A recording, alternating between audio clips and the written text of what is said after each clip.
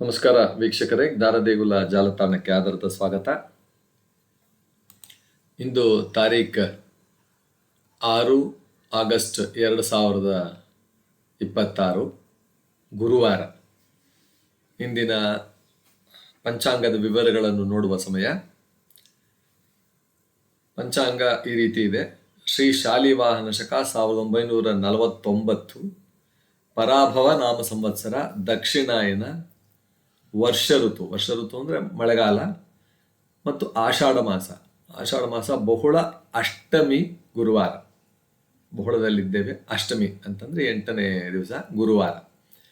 ತಿಥಿ ಬಹುಳ ಆಷಾಢ ಬಹುಳ ಅಷ್ಟಮಿ ತಿಥಿ ಶಿವನ ಆರಾಧನೆಗೆ, ಉಪಾಸನೆಗೆ ಮತ್ತು ಆತ್ಮಚಿಂತನೆಗೆ ಒಂದು ಮಹತ್ವದ ಒಂದು ದಿನ ಅಂತ ಹೇಳ್ಬೋದು. ತಿಥಿ ಅಂದ್ರೆ ದಿನ ಅಷ್ಟೇ, ಇಂದಿನ ದಿನ.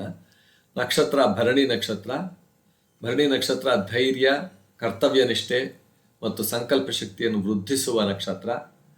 ಗಂಡಯೋಗ, ಕಾರ್ಯಗಳಲ್ಲಿ ಸ್ವಲ್ಪ ಎಚ್ಚರಿಕೆ, ತಾಳ್ಮೆ ಮತ್ತು ವಿವೇಕ ಅಗತ್ಯವಿರುವ ಯೋಗ.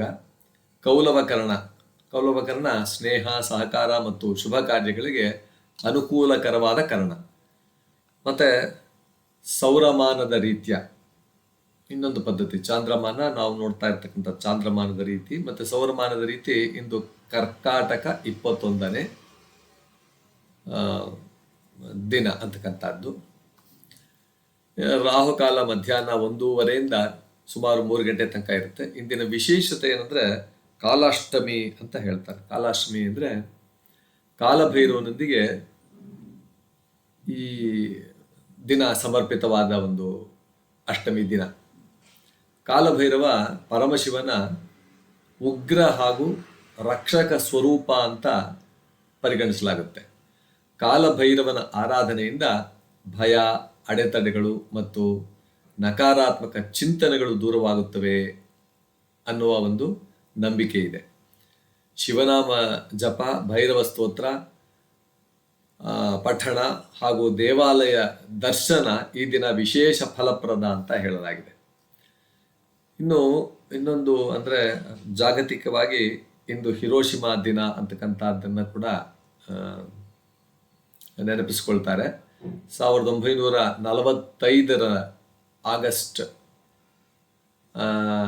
6 ಜಪಾನ್ನ ಹಿರೋಶಿಮಾ ನಗರದ ಮೇಲೆ ಮೊದಲ ಪರಮಾಣು ಬಾಂಬ್ ದಾಳಿ ನಡೆಯಿತು.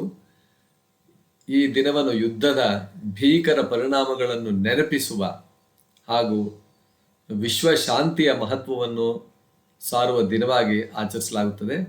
ಶಾಂತಿ, ಸಹಬಾಳ್ವೆ ಮತ್ತು ಮಾನವೀಯ ಮೌಲ್ಯಗಳ ಬಗ್ಗೆ ಜಾಗೃತಿ ಮೂಡಿಸುವ ದಿನ ಇಂದಾಗಿದೆ ಅಂತಕ್ಕಂಥದ್ದು. ಇಂದಿನ ಸುಭಾಷಿತ ಅಹಿಂಸಾ ಪರಮೋ ಧರ್ಮ.